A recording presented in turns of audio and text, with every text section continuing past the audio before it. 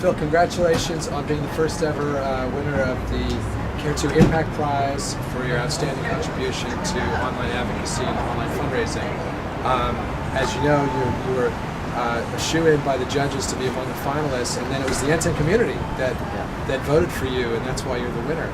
And you were being recognized for all the online organizing work you've done for $350. Just for the benefits of Frog Loop readers, I wanted to ask you a few questions about what you did and what the success factors are and what you think are the implications for other professionals in this field. So let's just start with, tell us about kind of the most famous achievement, which is the Day of Political Action in 2009 for $350. So early in 2008, we had been talking to a lot of climate scientists, and they've been basically telling us that we had surpassed the safe level of carbon in the atmosphere that is keeping the Earth warm.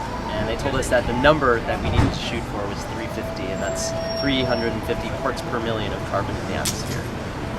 Right now we're at about 390 parts per million. So we took that number and we sort of rolled it around a little bit and decided we could really build a global campaign around it. And the way that we could do that and really get that meme out there and really make it meaningful for people is if we did community organizing, but on a mass scale.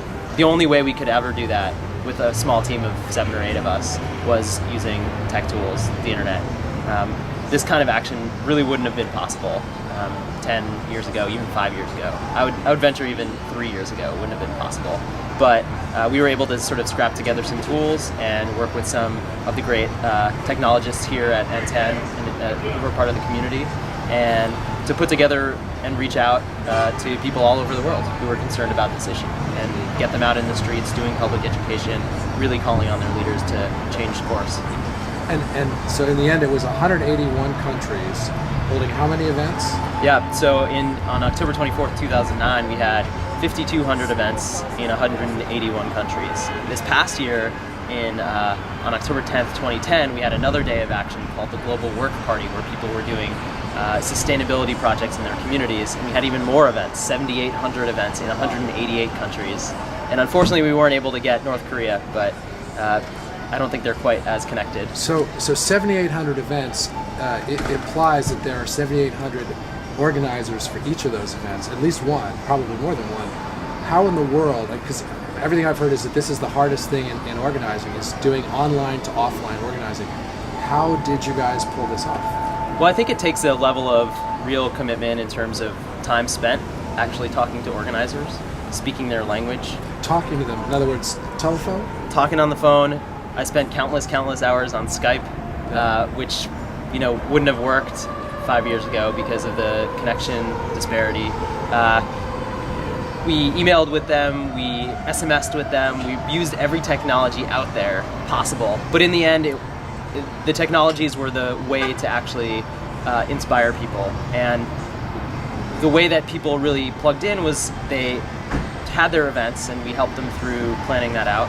Folks who had never organized anything before suddenly became organizers and activists.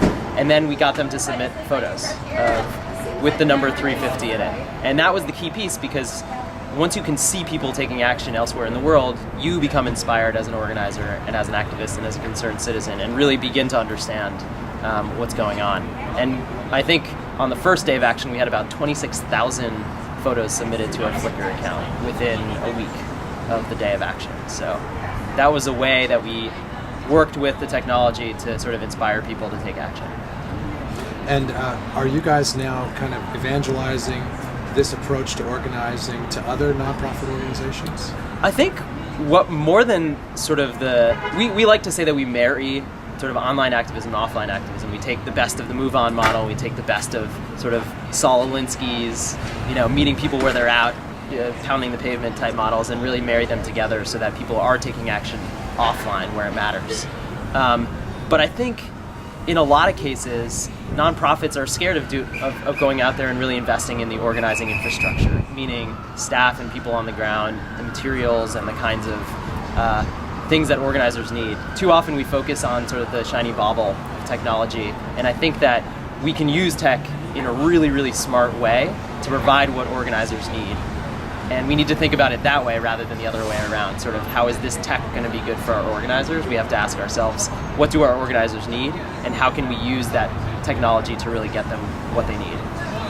And do you have any suggestions for up-and-coming online organizers, things that have worked well for you, lessons that you can pass on? I think we try to stay as close to the ground level as possible.